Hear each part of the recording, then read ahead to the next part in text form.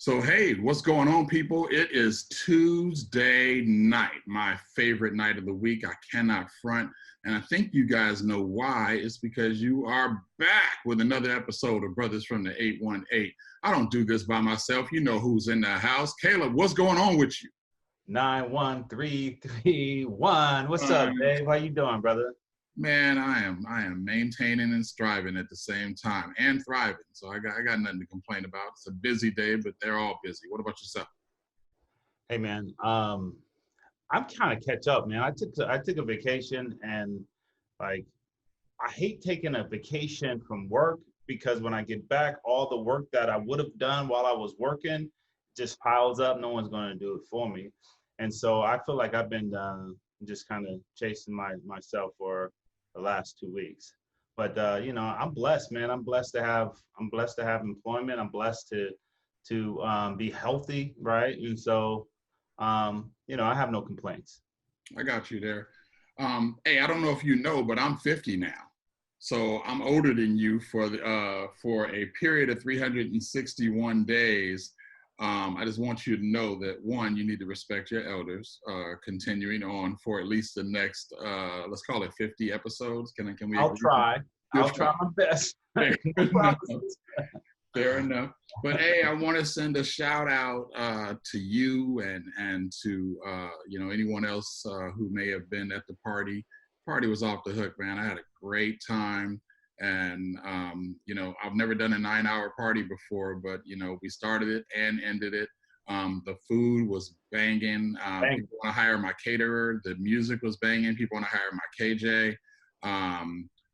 Getting compliments. Me and my girl were outed finally. It was a win-win all day. And since then, I've been waking up with a new creek every day. I'm like, is this what 50s is going to feel like? So I'm just warning you, man. I've never been more sore than the last few days. I don't know what it is.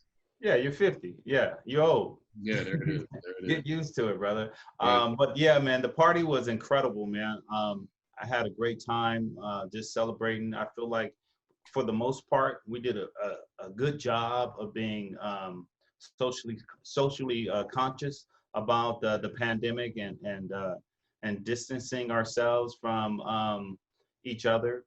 The drinks were incredible. The food was incredible. The company, everybody, everything, man.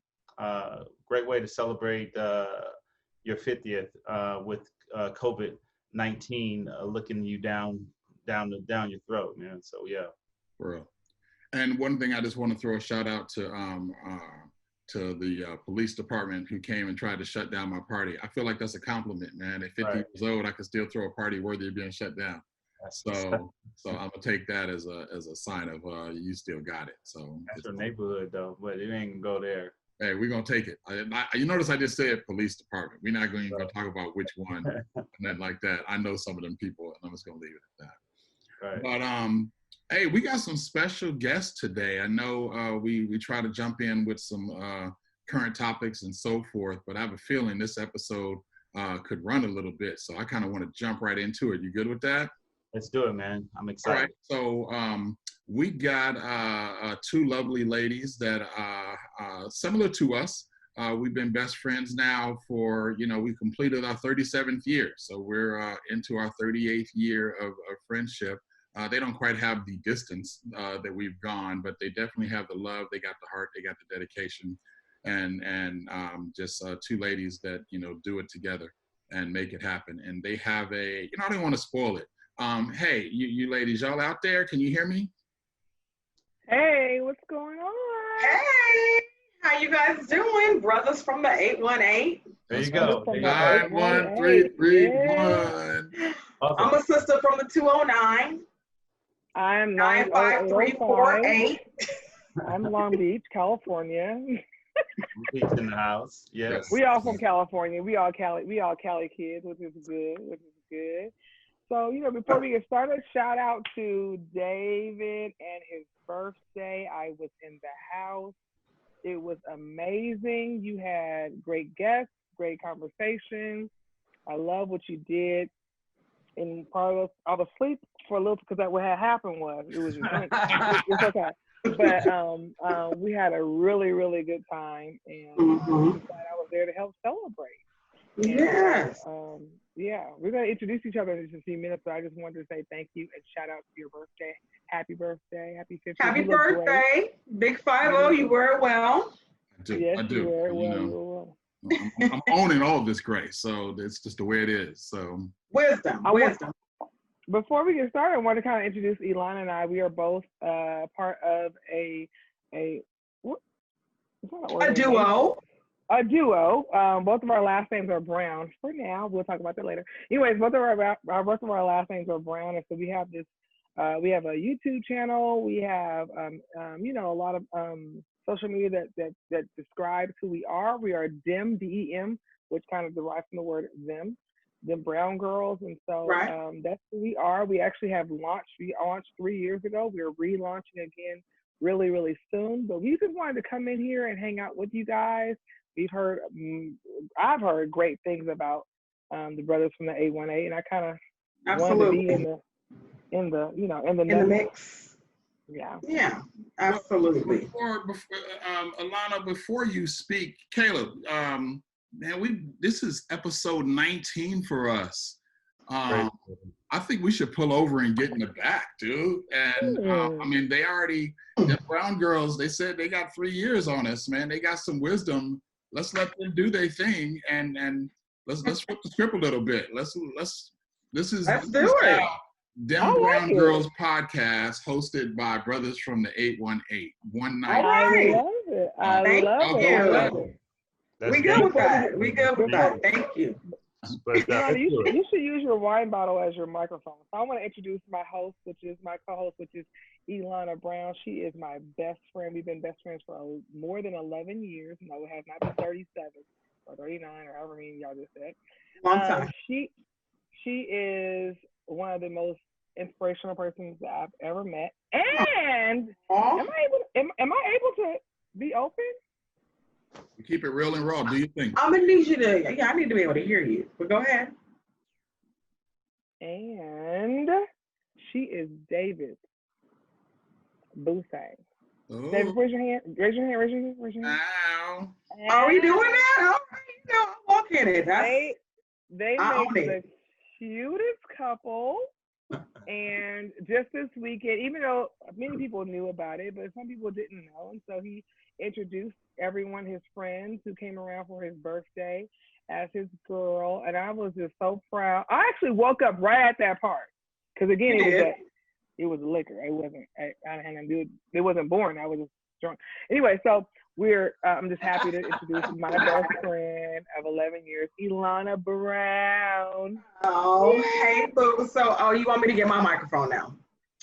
All right. So, me as the second half of Dem Brown Girls, my name is Ilana, and Tonya just introduced me. Tonya, my BFF, she said yes for 11. I believe that's right. 11 years, maybe going on 12. Amazing story of how we became best friends. Honestly, just a prayer answered in a season where I wanted like-minded women to be in my life, women that were on my level spiritually, mentally, or above. And she just perfectly fit that puzzle piece that I had that was looking for something like that. And so she is an answered prayer. She is my confidant. She's a little bossy, but, I take all of that. She's hella funny, just very generous, very giving of her time and her talent. She has extremely blessed hands, can cook like no other. I think y'all can vouch for that, right? Brothers from 818, right? Yeah. She can cook like no other. But yeah, she's just an amazing talent. There's so many things that she can do. And I really believe that whatever she puts her mind to, she can absolutely do it. So my life is better because you're in it, boo. Thank you, my love. I think we should ask them some questions tonight. What you think? Yeah, well, they gave us control. They gave us total reign. And so, what's always on the minds of women, even in this COVID season and all of that, we always want to know, what are brothers thinking? You know what I mean? What's going through their minds? What are some things that they can offer as life advice? What experiences in their life can they, tell us about that maybe somebody from this podcast can learn from, and just some funny life moments. We're still celebrating David's 50th. He plans on celebrating all year long. And so this is just an ongoing continuation of us celebrating Black men, right? And so we're celebrating today. We're going to celebrate the brothers from the 818. We're just going to ask you guys questions. It's going to span over life, love, and all of the stuff in between. As women, we want to know about love. So everything. We're going to ask you that but men are from Mars and women are from Venus, right? So we want to pick your brains a little bit. So we are excited. We just want you guys to be open and honest, which I don't think you have a problem with doing. So just be open and honest. And if you want to plead the fifth on any question. Let me just check on my man here. Caleb, you look a little wet in the forehead. You all right, brother? You gonna be okay? You're sweating. What's up, Caleb? Hey, man, I'm chill, man. I'm just listening to the energy. I always tell you that you come in with a lot of energy. These ladies came in with a lot of energy. And it makes me nervous because I feel like makes you nervous. I feel like it's a setup, right? I don't know what they're gonna ask.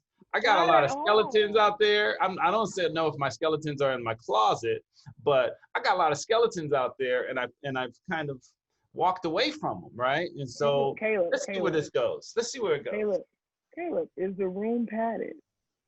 I just want to know, is the room padded? No, it's not. We're not gonna get you in trouble, Caleb. We promise. We're not here to get you in trouble. I only have one disclaimer. I'm grown. Yes, so go ahead. Here's my disclaimer. My girlfriend's gonna watch this. I just need you to know I'm not really trying to get in trouble for some stuff that you won't get in trouble for your past. Oh, you're not getting in trouble. You're not getting in trouble. Don't worry. Don't worry. And let me make this one last thing. The reason why David is sore is because of Ilana. Okay, you guys ready? You guys ready? We are ready. Okay. All right, take it away, Pooh. All right, first question. I'm gonna go specific. Caleb, what was one of your best drop the mic moments? Like, whether you felt like you said something great, whether you felt like you did something great, what was one of your best drop the mic moments? Like, think. Yeah, 10 seconds. I got it. I was in Jamaica in 2009. And I was there with a lady. We were both single, or I thought we were single, right? And we had a great time. After spending like 5 days sipping the rum punch and stuff. And we were at the airport. And she was going one way and I was going another way. And I was kind of digging her. So I told her, I said, put whoever's in your life on notice that I'm now here. I like it. And I'll do the same. Confident. And I feel like that's the drop the mic. That's the drop the mic moment. Yeah. That's most definitely a drop the mic. Permission at that time. I was directing, Yeah, you were like, that's a drop the mic and a drop the something else moment, but this is a family show. We're gonna keep that clean.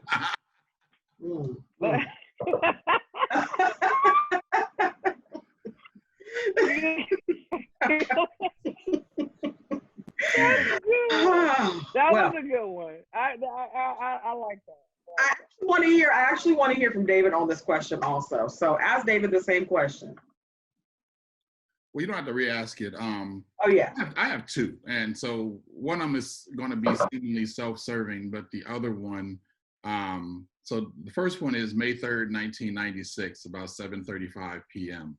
My first son was born, and it just changed my life. So everything up to that moment was all about me. People would tell me, you're just completely selfish, and they were right. And whatever I did had my own agenda on it. And since that day, there hasn't been a decision made in my life that he wasn't included in, at least from a consideration standpoint, because now I make decisions as a father versus as anything else. And I've had two more children since.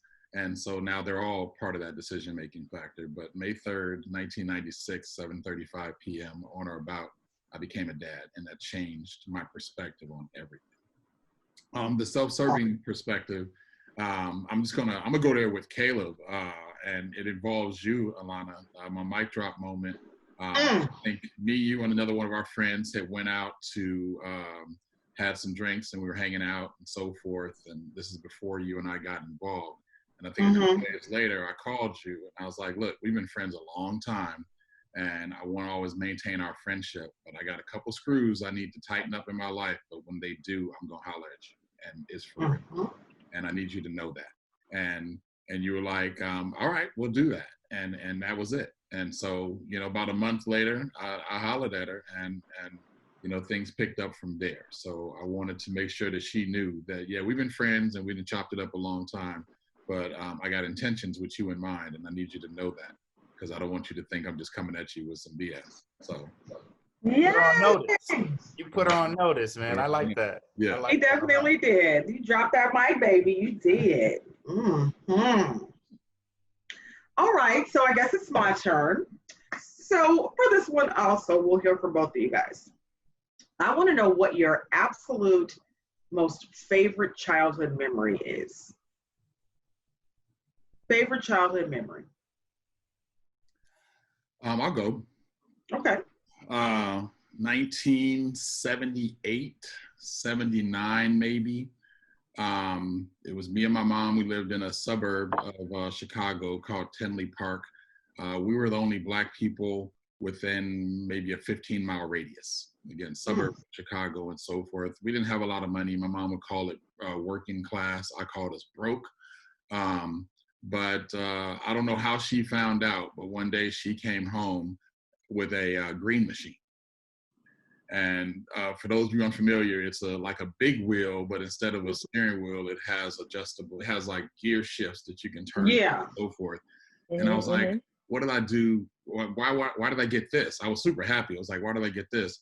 And she's like, because I heard they came out and I wanted my baby to be the first one on the block to get one. And I was like, oh, that's so beautiful. Fast forward to about 2007, 2008. Walking through every once in a while with my oldest, the one I talked about before, we would just go peruse Toys R Us to see what's new and interesting. And sure enough, they re-released the Green Machine.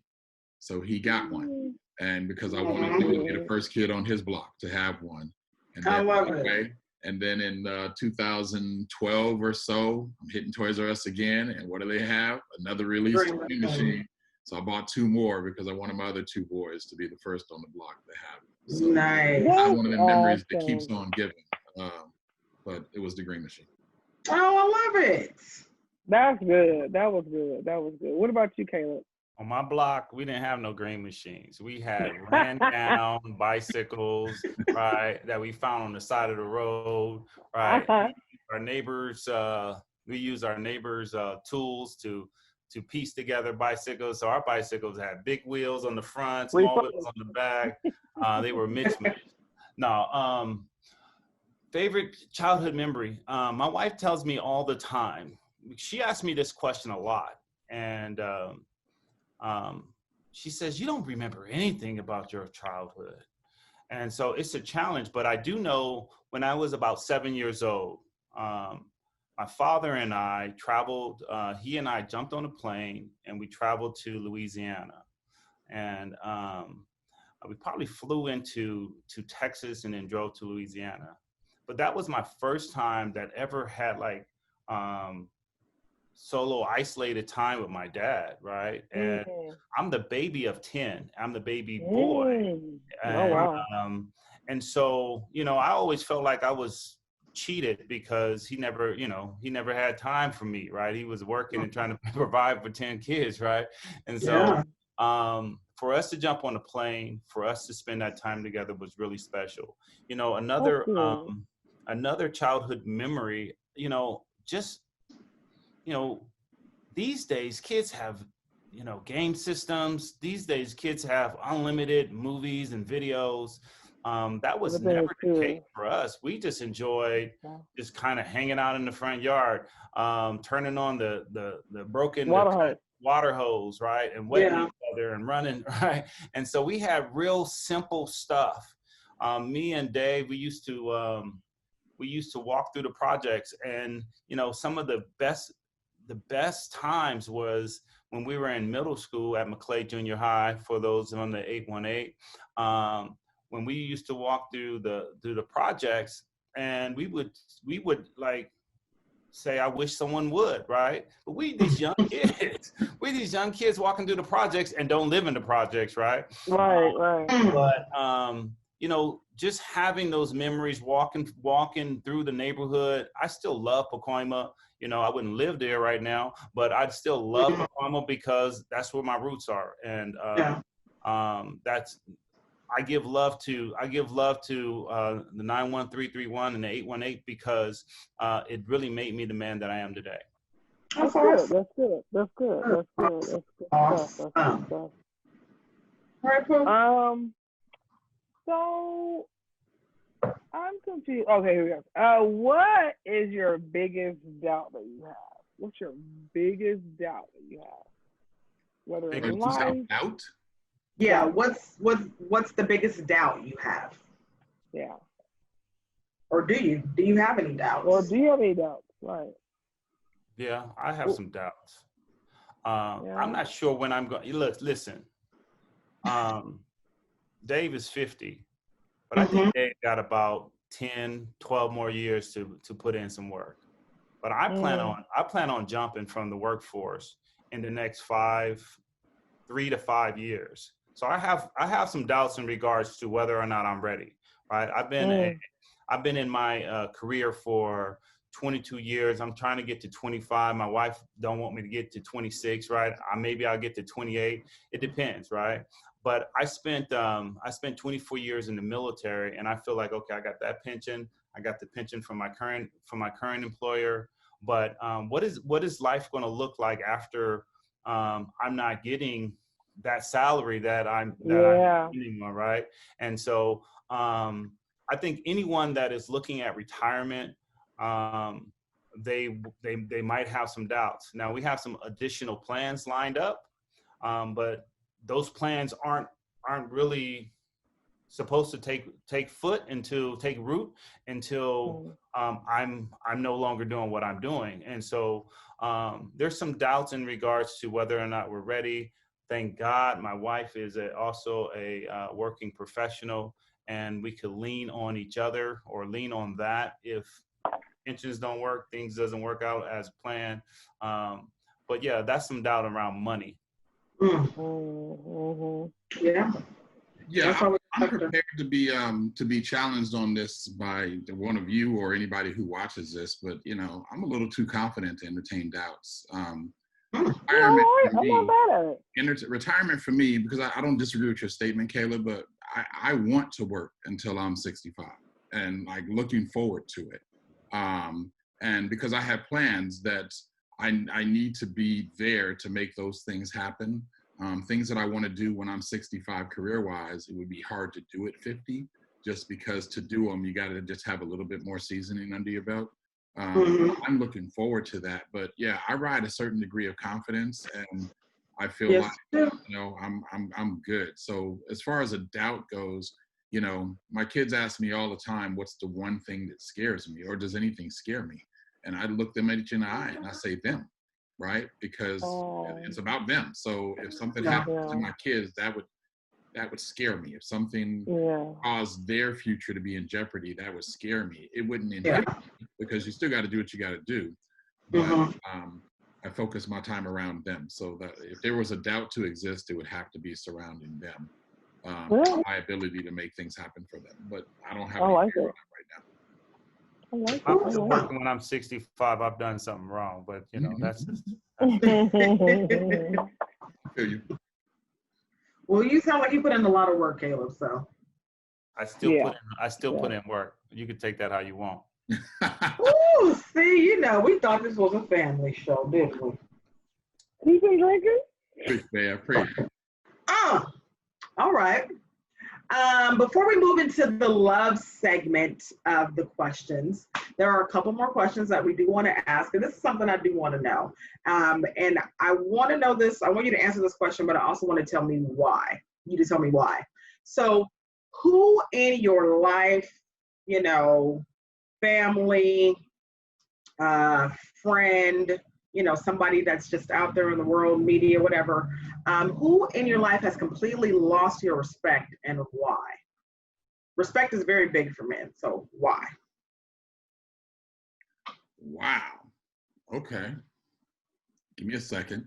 I'll just put it like this. You, me, we, everybody else, we're like fig trees, right? And in order for a fig tree to properly grow, you got to prune it. And sometimes pruning it, you got to take it down to the nuts, right? I mean, Yeah. you really got to, if you're just trying to trim it and keep it pretty, then you'll never grow into your full potential. But if you Right, and the good thing about that, Dave, is that it's still usable. So it doesn't mean that they're dispensable. It doesn't mean that they have to be thrown away. It also just means that they just need to be pruned down to almost nothing to be able to be very nurturing and very fruitful. So yeah, that was good. I respect that 100%. From both of you, actually. So I have an answer for you guys. Okay. For you ladies. Initially, as David, kind of pivoted and said, I want to, he wanted to make it more personal. I was thinking, I've repaired most of the relationships that I have in my life. And I was very intentional and deliberate about doing that. And then I thought about that one, right? There's always that one. It's always like, right there. Yeah. There's someone that did me and my entire military unit wrong. And we were in a war zone. And he compromised our safety and my career. And I'll just say that if I see that person, I hope that I have restraint. But I used to say, if we ever cross paths, it is on sight. Wow. And I'm talking beat down because of how I felt at that time. But as time passed, some of those emotions also faded away. I think of him now. I actually have to question, what was I missing when I held him to such high esteem back then, right? That's good. And so maybe I'm at fault as well, right? For putting myself in that position. I think that's a good point. That's good. That's even really, as I think good. about the individual that comes to mind right now, for you to absolutely lose respect for a person, you had to hold them in some esteem prior. And a lot of times we find ourselves latching on or taking in individuals because of who we see they might be. And when the only person that was being fooled was us. So we put ourselves on a limb. And, again, names don't need to be mentioned, but, I extended every grace to an individual, including letting them stay in my house and letting them drive a car and giving them money and everything to make sure that they could do the things that they needed to do because I believed in them and their progress. And all it ended up was, a damaged car, missing materials and money, and hearing from the grapevine of how the whole environment was bad. And all I wanted to do was change that person and wouldn't be them. And it was like, I don't think it ever went to where you took it, Caleb, like one day I'll see you again and it's going to be too soon. But it definitely let me know that the only fool in this equation was me. And I saw, he never presented anything different. I just believed in something for him that he didn't believe in for himself. And was played because of it. And that ended it. So I've never seen him again. We've never had any conversation. And up until this moment, I hadn't even thought about him. And he'll be dismissed just as fast. Oh, wow. Wow. That was deep. Right. Both of you. Great answers. Absolutely. Is it my turn? Yes. Yeah. Okay. Good question. Here's a good question. What movie did you wish your life was more like, and why? I'm going to say Pursuit of Happiness. Okay. I love it. All right. With, Will Smith and his son Jaden when he was just a little boy, and not because I want to be broke and despondent and living in a subway. None of us do. But his resolve Right? And it was an autobiography, not auto, it was a biopic about, I can't even think of the guy's name now, but who actually turned his entire life situation around to become something better for him, for his son, and so forth and so on. You know, Caleb, we from the 818, man, and we knew what it was like to grow up lacking, right? When we look back on it, right? Growing up, it just was what it was, right? And we didn't think of it as we're just broke, or we're just poor, or we can't have this, we can't have that. We appreciated the ability to just be able to hang out with one another and do what we did. And so as a parent, when I look at scenarios like that and compare it to even like Pursuit of Happiness, you know, our kids are resilient and they can pretty much deal through anything as long as they have the love of their parents. And if we can guide and push them in the direction that they need to go. Understand that. Nobody's talking to you. So Pursuit of Happiness, I really love the resolve and the resiliency of that character and what they did to improve their state of life and ultimately turn it into a great success. And what I know about you, David, and what I've seen about you, David, is that you really love your children, all three of the boys. And you've been there, you're like, no matter what, this is what we're doing, no matter what. So I understand why you picked that. I understand why you picked that movie as, you know, something that you would not mind mirroring just for the fight of your children, the fight of your family. And not only that, but fight of you, who you are, too. So that's good. Caleb, what about you? I don't know. Terminator, Roger Rabbit. Why Roger Rabbit? Why Roger Rabbit? Tell me why Roger Rabbit. Jessica, you seen that dress? You didn't see who he got? That's funny. I don't know if I've ever looked at a character and said I would love to have that life. I just don't look at life that way, right? Yeah. I don't wish upon a star, and I try to make things happen, right? And I feel like I've done a good job of owning that my entire life. But I will say that you know, I had a conversation with my supervisor. My supervisor, she texted me, you know, happy birthday, happy belated birthday. And I said, you know, I'm just blessed to be alive because I didn't know I was going to make it out those streets, right? Yeah. And a lot of people don't know. In Pacoima, you had Bloods on one side and Crips on the other side, right? You had the essays, and then you had the essays as well, right? Exactly.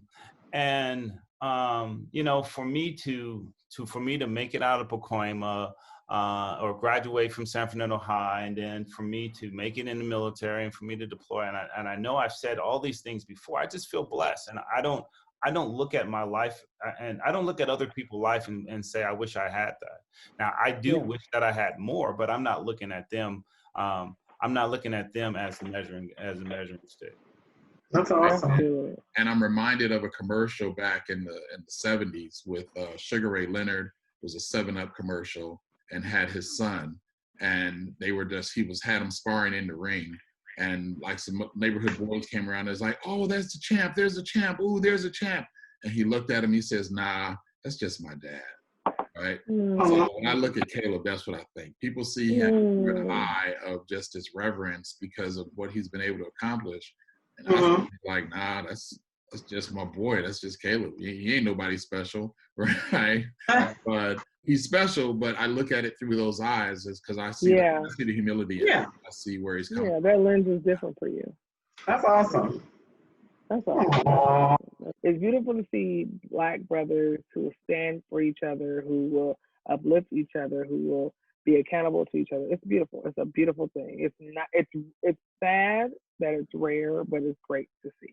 So. And it's really, you truly are a picture and an illustration of that whole iron sharpens iron, you know, because you both have reached a level of success, you know, high level of success, both of you. And it just shows that what somebody like a person like that being in the other's life can do. So that's something for us to aim for. Right, exactly. And you guys you said your 19th is your 19th video or 19th podcast? 19th episode, yeah. Exactly. So my thing is, you guys are still evolving. There's still some things that you guys are still evolving together, which is great. I want to be just like that. Ilana, write this down. We are writing it down. Writing it down. Writing it down. All right, so let's talk about the ladies, shall we? The ladies. Y'all afraid? Y'all a little bit? I'm grown. Go ahead.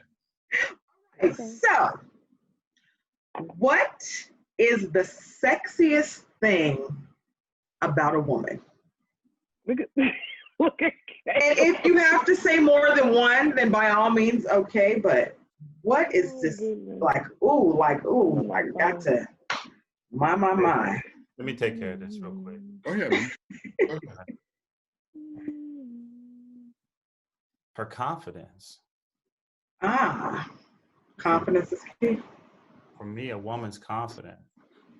In whatever skin she's in, whether or not she's in the banging dress or she's getting out of the shower, or whether she been working in the yard all day, whether y'all know my wife. My wife is in the military. Whether she's hot and sweaty from being in the field or something else, I think a woman's confidence, no matter what, my hair is messed up, my nails are messed up, I'm still sexy as beep, right? And so, for me, I think a woman's confidence is probably the hottest thing for me, Dave.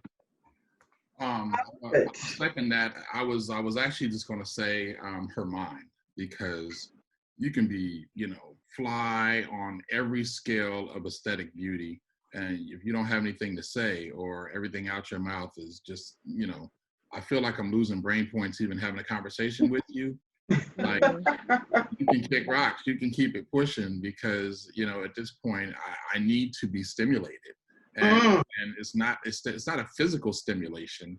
It's I need to be able to have a conversation. I need you to be able to code switch. Yeah. If we sit at the table playing dominoes or spades, we can talk trash, we can do this, that, and the other. If I have a corporate function at work, I need you to be able to fit in. I need a person that can work on those levels with me. Now, I'm grown, right? So I wasn't always, at 20, I was a different person. 30, I was the same person, but mentally I've just grown. And so I need a person that's grown mentally as well. So mind is the most important thing for me. But since we're on the subject, some sexy lips do it for me every time. Do they? Sexy lips. She said, do they? Sexy lips. You want to just do they? Yeah. Do they? Now, if y'all ask what will catch my attention from across the room, that's a whole different. What is it? A whole different. That question. That was our next question. What will catch your attention from across the room? It's probably the backside. Some thighs, some hips. Brothers love booty. Brothers love booty. Yeah. We do. No doubt. All right, baby. You already know. I thought those were great answers. Great answers. And here's another question, a follow-up question. What is your biggest turnoff? Same thing. I don't like ignorance, right? Okay. People ask me all the time, what are you allergic to? Stupid people, right? I don't like ignorance at all. And ignorance is the wrong word, because ignorance is just something you don't know, right? We're all ignorant about something. I don't like dumb people. I don't like people that just can't hold a conversation, or, if you even mention, a political conversation, I don't want to talk about that. Why? That affects you. If the election's coming up, hey, are you gonna vote? Nope. Ugh. They still make you. You're like a Betamax. Really? Yeah. So a person who's not socially conscious enough to recognize their environment is a huge turn off. And I don't need you to be social activist, Angela Davis, fist up, huge. Right. I don't need that. But I do need somebody who recognizes the value that their life has and what impact that has socially. Sure, absolutely. I love that. All right. I think for me, if a woman is not socially conscious about like little like minor things like facial expressions. Like if the conversation has reached its end and I'm like, right, I need her to pick up. I need her to get that cue, right? I also would say like a turn off, and I have a lot of biases, right? And I don't know, and I'm thinking that I'm about to group some of my biases with turn offs, but a woman that like speaks negative about their children, like in public or family members, right?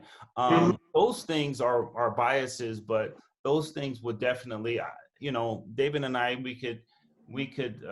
I could easily flip it and say someone that lacks confidence, someone that is always second guessing themselves, right? That's a turn off, right? But there's a number of them.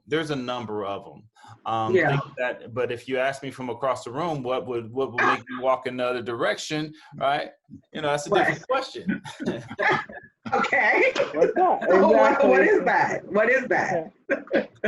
No backside. What's making you walk? What's making you do an about face, Caleb? Oh man. Oh man, I'm gonna get myself in some trouble here, man. You know what? We got viewers of all walks of life, sizes, good feet, and bad feet, right? Pedicures and manicures, and no backside and bad hair. All the. Oh, I mean, you got a lot of laundry list. Yeah. But I understand it. I get it. Well, men are very visual. We do know that. Very, very visual creatures. But okay, we're gonna move because this is something that me and David have talked about. I know that Tonya and I have talked about it a little bit also. Love language, right? That is important in a relationship, I think, to find out or to know what your partner's love language is, because I know for me, that's a way in which I can make sure that they're happy, make sure that they're pleased. I just want to put a smile on his face because he has these most amazing dimples. Oh, goodness. Yes, he does. So love language is big and it's important. So how important is learning your significant other's love language to you? How important is it for me to know my girl's love language? Yes. I think it's important for me to know it, right? Yeah. But here y'all go, man. Y'all about to get me in some damn trouble. We don't want to get you in trouble. Get your life. I'm gonna do it. I gotta always be true to me, and I think that anyone that has ever been in a relationship with me, they know. Like right now, we in this entanglement, right? And we're in this relationship with each other, right? And so I'm gonna have to be true to me, and if the love language is in conflict with where I'm at with my mood, then I'm not going to act outside myself. Something that my wife always remind me, and we talk about often is, happiness really comes from within, right? And it's not something that I can't make her happy, and I'm not going to make her happy. She's not going to make me happy. Together we can be happy, right? And so I think it's important to understand love languages, right? And I also think it's important to do all those things and to highlight those things that your spouse would really speaks to your spouse, right? But like I said, I got to be true to me at all times, and I think after 10 years of marriage, my wife understands that. And I'm not mad at that. I'm not mad at that answer, Caleb. I feel like after 10 years, or like for me, it's been 13 years, that we should have learned something by then. It's really crazy because I feel like all 5 are mine. I know it's funny. I'm not lying. I want them all. But I want them all, and I'm being greedy, but that's just what it is. I'm an only child, and just work with me. Anyways, but no, I'm not mad at what you're saying because you do have to think about yourself, especially if it has not been affirmed in your relationship. And I think that's when we give our partner a chance to understand where we are, and this is what I like, and this is what I want, and this is what I would like to expect. I don't expect you to do it like this. I have to give you patience, just like you need to give me patience. But I'm not mad at the answer. I'm not mad at the answer at all. Sorry. And a lot of times it doesn't take grandiose gestures in either of those, right? Sometimes it's just very subtle and small things that just speak volumes. So. Yeah. So even though I feel like all 5 are mine, not everyone is like at top 10. Some are like, hey, a little bit of that, a little bit of that, a big piece of that, and a big piece of that, and a small piece of that. You know what I'm saying? So I get that. David?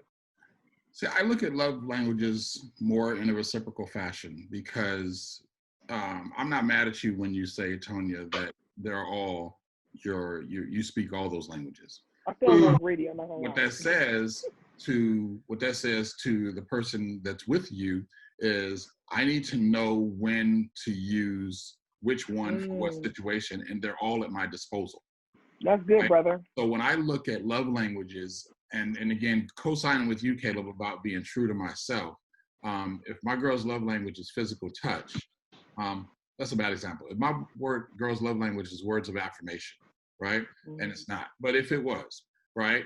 And I'm not a person who needs to be affirmed, then it's not normal for me to use affirmation to get to something else. And so I'm like, what do you mean I don't love you? I buy you all kind of stuff.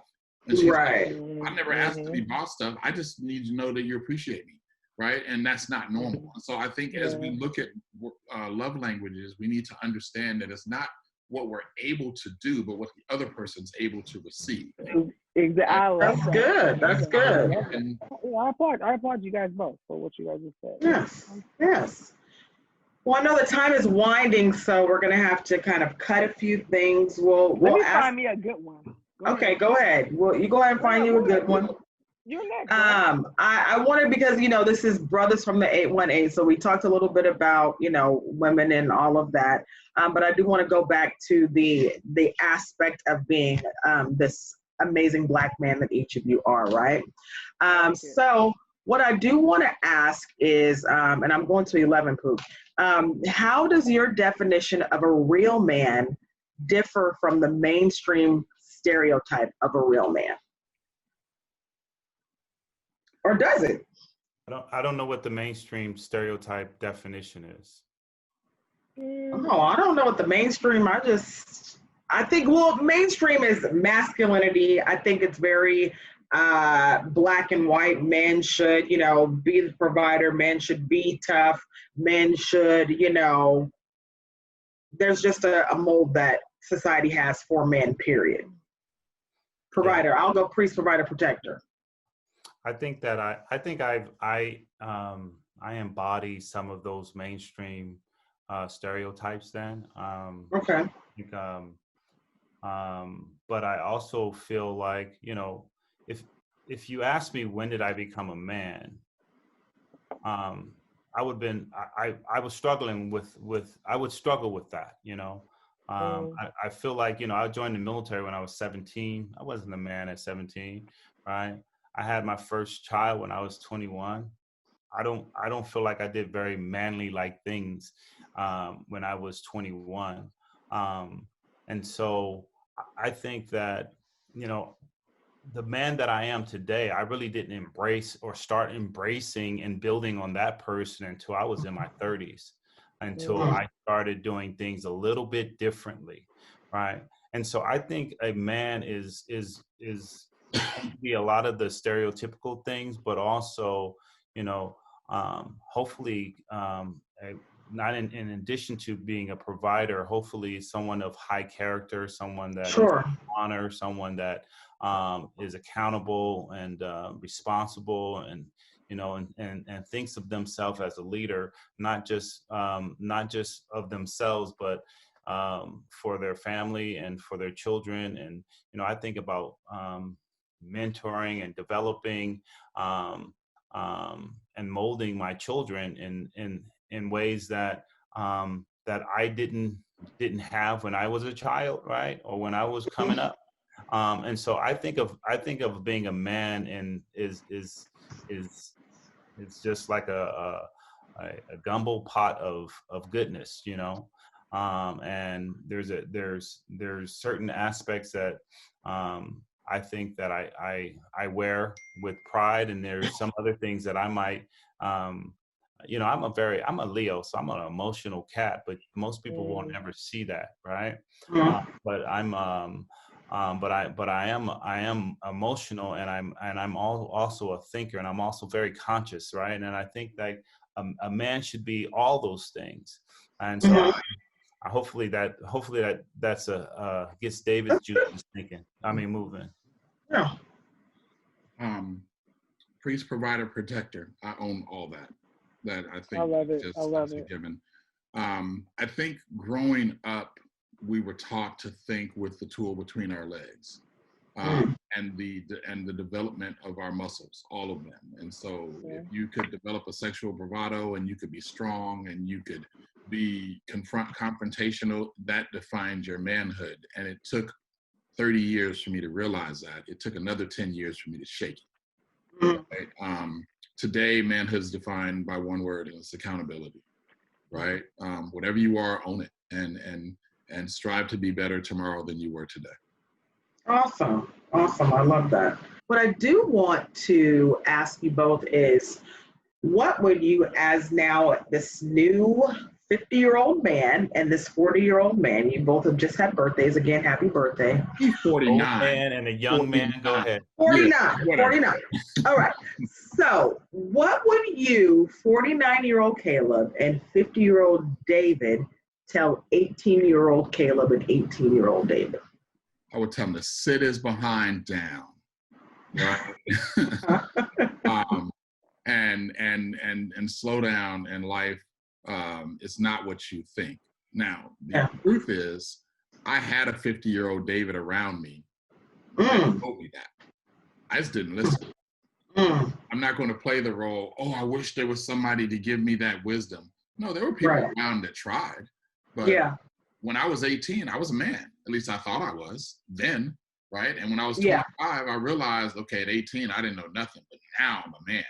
And when I turned 30, I realized that at 25, I didn't know nothing, but now I'm a man. And then I saw that, right? So it wasn't that people weren't telling me. It's just that I had to learn the hard way. Yes. I got it. I would tell my younger self to not only just slow down, be accountable. I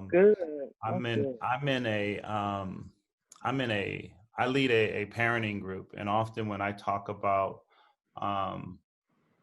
mistakes that I've made in that group, I'm also talking about lives that I impacted, right? And what I share when I'm on the topic of accountability is really, some of the relationships and some of the women that I dated, their only fault was that they fell in love with me, who wasn't committed to that relationship with them, right? And so I there's a lot of regret that I have in regards to my actions and how reckless I was with the trust and the love from people who put it in me, right, on me. And often I think of potential damage that may have caused in other relationships, right? And me wasting people's time, right, by not being committed to them. But I might be taking y'all down a path that y'all wasn't even ready to go.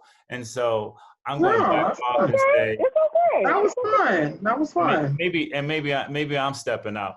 But Digital Underground time frame, Dave. That's the group. That's the singing group, right? Digital Underground? Yeah, you don't know. Come on, we're going to have to hit you over the head. She knows who it is. Okay. No, I do. The Yeah, she knows. Man, yeah. All right, Tonya, ask the very Okay, last question Yeah, last on the question list. is, the very last one. Okay, I had a different one. Okay, no worries. What does friendship mean to you?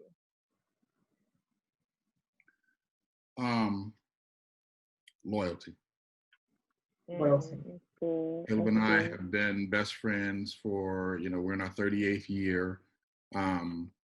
Never questioned his loyalty. And all of them years, I mean, there was a 2-year period in there where things were a little rocky. And it wasn't a fight to keep it together. It was a dedication to not let it fall. Right. And it's just where I was, where he was, and different directions we were going. But I'm thankful for those years because it's, those years made us stronger even today. But the loyalty is real. And I just shared this on a previous episode, but, it's worth sharing again. Someone asked me once, who do you call if something happens? And I was like, well, call this person, call that person, call Caleb. These are all people who will bind together and pray with us and blah, blah, blah. They're like, no. Something really goes down. I was like, oh, that list.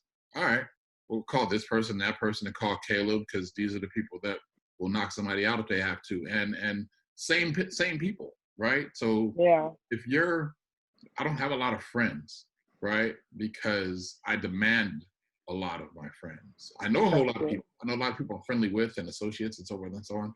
But people who are that close in my life, I demand loyalty. And so, That's good. That's good. Loyalty. What about you, Caleb? I'll say loyalty just to give David the nod, right? But I'm also going to say honor, right? Because I want to not only honor the man, but honor the relationship too. You don't get to 10 years, 20 years, 30 years without going through some things, right? I agree. And together, we grew each year as each year passed, right? And if Dave and I beefed tomorrow, I think that I would have to look at the man I don't understand how people could be lifelong friends and then like turn it off, like, oh, that's it. I'm not going to ever talk to them anymore, right? Yeah. I don't. I could. There's a couple things, right? There's a couple things, but I think that you would have to probably pause long. David and I would have to pause long and really have a conversation with ourselves, and then have a conversation together and talk about the road that we've traveled, and if nothing else, we would have to honor each other individually, and then the relationship that we built. That's good. That's good. I think that what you guys have, like what Ilana mentioned earlier, is that it's a testament to iron sharpens iron. And so it's good to see, it's good to know that in this lifetime that we're living in, that is very prevalent in the life that we can see. We can actually see. I can say, listen, I have a son. I can say, Dylan, let me just tell you about Uncle David and Caleb and what's going on with them and how they've been around for. This is a great thing to see, because at the end of the day, we need each other. And God didn't put us on this earth for us to be alone. It's for us to be able to congregate, for us to be able to fellowship and be able to have friendship and loyalty like you guys do. So, mad respect. Y'all got that David Jonathan type of brotherhood. You do. That's good. That's good, Ilana. Yes, very, very, very good. Very, very good. Absolutely. I have enjoyed myself thus far. Great. You guys. Yes. So it would have went a different way if y'all would have went on our page. I ain't gonna lie. So the Digital Underground reference, the song "Do What You Like," it reaches a point where it says, "You've now reached the 3.5-minute mark of this song.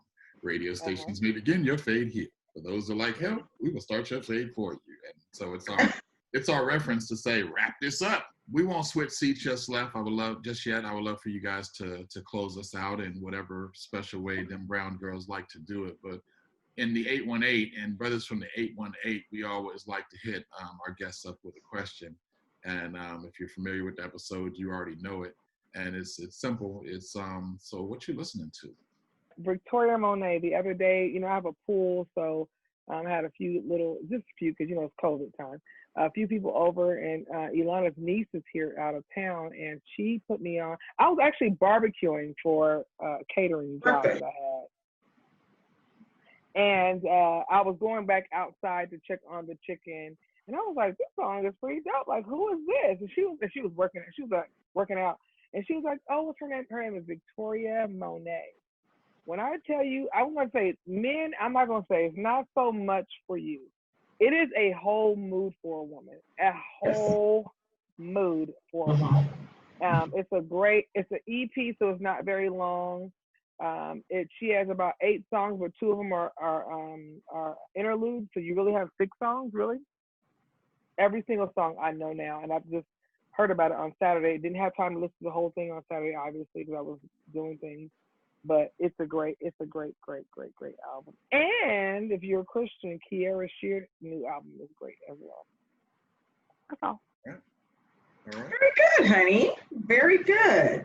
I would say, yeah, Simone just put me on to this Victoria Monet. And then also I've actually been listening to most recently my Valentine's Day mixtape. I'm sorry, I just have. And it's got a variety of artists, but one of my favorite songs on there is Best Part and Enough by Fantasia. And who put you on Enough, though? I feel like I put myself on. Did you? I put you on Enough, yes. Oh, okay, thank you. I said, you should let David hear this. This reminds me of you guys. David, what you listening to, and did you get to that Beyonce yet? Caleb did not get to that yet. It is tops on my next watch list. All of my shows have ended the season, so it's next. So mine is threefold. It's a song, an album, and a movie. So the song is "Nothing Really Matters" by Lauryn Hill and D'Angelo. Yes. I think that's it. I've always loved that song. I love the production because they incorporated finger snaps into it. And the finger snaps don't follow 1, 2, 3, 4. Like, I mean, next time you listen to it, just listen for the snaps. It goes, yeah, sometimes it's 1, 2, sometimes it's 1, 3, 4. And you better know your music, boy. Yeah, you better know your music. You gotta find them patterns. That took me back to Miseducation of Lauryn Hill to this day. One of the finest crossover hip-hop R&B albums ever. I agree. So I pulled that up, which took me back to, is it Sister Act or Sister Act 2? Sister Act 2. Sister Act 2. Lauryn was in it, and she showed the melodious pipes at the end. She was just a young and so though I just been on the Lauryn Hill kick. I think she was one of those stars that shot super high, super quick. And then, you know, life hit. But she changed the generation with that Miseducation. I'm not mad at none of that. Yeah.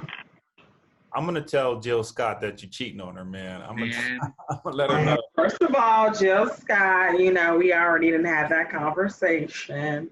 Never cheat on I can sing just like Jill. Right, baby? Yes, you can.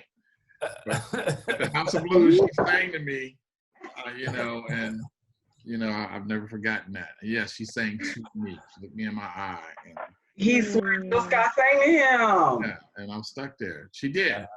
Did you have clothes on? Okay, go ahead. Listen. At the House of Blues, yes, I did. Yes, I did. Yes, I did. I don't know what y'all. I don't know what. I'm sorry, I mentioned Jill Scott. This is what I'm listening to. I'm listening to some Joe, Faded Pictures. That's a good one. Right. I'm listening to No One Else Comes Close. Right. I'm listening to some 112 this week. Oh, yeah. I listened to some Music Soul Child and some Anthony Hamilton. So so you more early 2000s, Caleb. I see you in the early 2000s. I like it. Okay. I create like little playlists, and that all that is off of my R&B that I love. Right. Or late 90s. That's like late 90s, early 2000s. Some of that 112 and all that. That Jagged Actually, Caleb, that Jagged Edge also cost me too. I have a whole playlist of Music Soul Child. Like, he has a good he has a good amount of songs. I'm like, yeah, Yeah. that's it. It's just that one eye, but other than that, it's great. The one eye just kind of goes left. Ah, Well, I have to my add good. one piece to the music selection. So again, you guys know I just had my birthday, and my oldest son is feeding my vinyl need right now. So he finally got me "Damn," the Kendrick Lamar album, the remix. Nice. So It's good. I don't know how many of you know, but he released "Damn" and it was in order 1 through 15, and then he released the second "Damn" that was reversed. And actually, reverse is the way you're supposed to listen to it. It doesn't reverse the songs; it reverses the order. Oh, okay. Listen to them in reverse order, the album makes a whole lot more sense. So, but as a second gift, he gave me the song that introduced he and I to hip hop together. So I've been in hip hop all my life, but as him growing up, he really wasn't into it. The song that brought us into it was "Scenario." Now, here's why I've been. I like that song. So an album is 12 inches. Yeah. "Scenario" came on a 45. Right? Oh. So he gives me this 45. He's like, "Dad, I don't know if you're going to be able to play this. It's a mini album, and I don't know." A mini album. Oh, bless your heart. I was like, "Well, an album is 33. This is a 45. This is what happens when you do one song on a record." He was like, "Oh, okay, good. I didn't make a mistake." So, that's nice. "Scenario" was part of the repertoire this week as well. Got to throw that. Nice. That's cool. That's cool. We are Dem Brown Girls. Yes. You know, before we came with a lot of comedy. Elon and I, we don't even really kind of set things up. We just kind of go and see what happens, and we kind of let the edit work its way out. But we are Dem Brown Girls. We are We are two women. Both of our last names are Brown. I am married into a Brown, and she is born into a Brown, and so it just became that way. And we are Brown. Exactly. And we are Brown. Yes, exactly. And we are Brown. But we're going to celebrate a lot of Brown ladies. We have decided that's what we're going to do. So not only just Black, but even Hispanic, even some ladies who have done some great things in society. And so we are actually relaunching ourselves September 30th, which is Wednesday, September 30th. You will see us. We will actually let, hopefully, prayerfully, David and Caleb will allow us to, or allow themselves to promote us and let you guys know what's going on and what time we're going to be airing. But we are excited to bring you guys content, speaking about what women go through and what we talk about. Facials, from facials all the way to men. So it's going to be a real lifestyle blog. So there'll be a few segments, and it'll be very, basically almost the same type of segment each week, but different topics. So I'm looking forward to it. I'm looking forward to a new twist. Our lives have changed in the last 3 years, and so there's a lot to talk about. There's a lot to discuss, and a lot of women to uplift. And so that's what we are all about, uplifting women.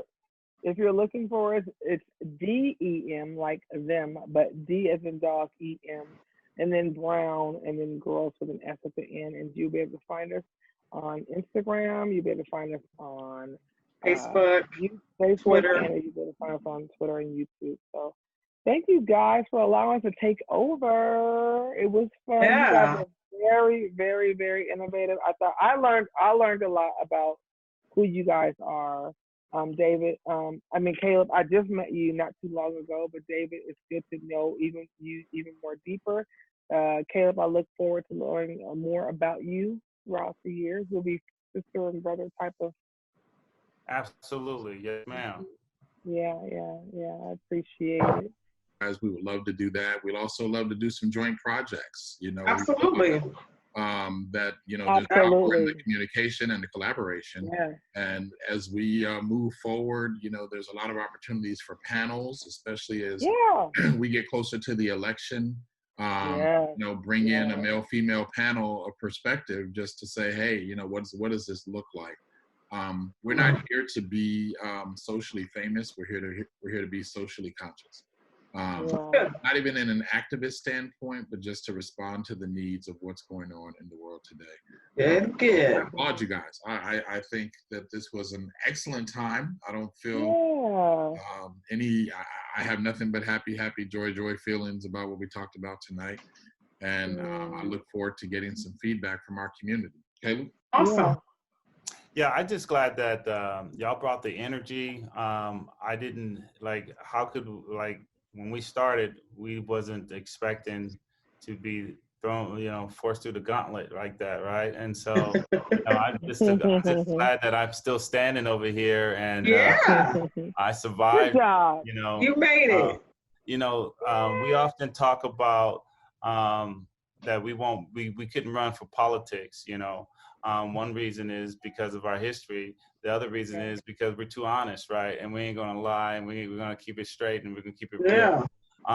So it's kind of hard to be a politician and share your truths, right?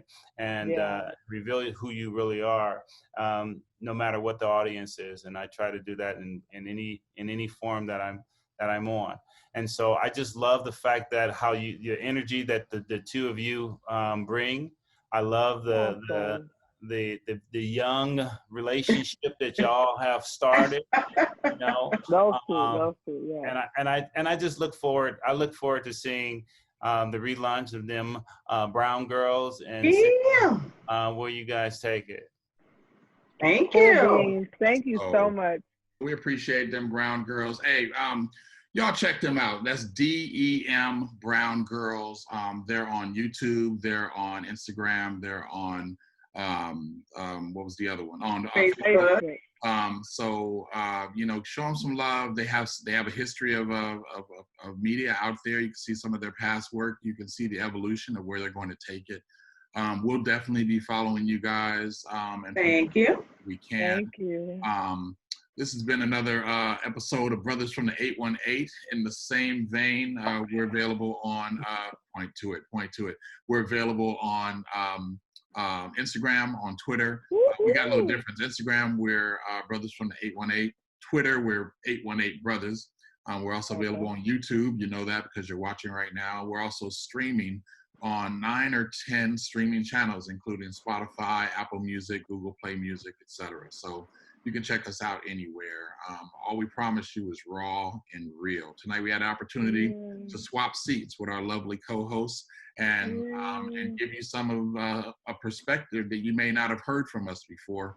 And we hope that was valuable for you as well. So we're going to sign this off. We're going to sign this out. Until next time, y'all stay positive and stay blessed. Again, to Ilana and Tonya, we appreciate you. We thank you for blessing us with your presence tonight. We appreciate you. We look forward for your episodes kicking back up, and we can support and watch and join in however we are. Thank you. See y'all again. Y'all be safe, be positive, and peace out. Peace out. Thank you.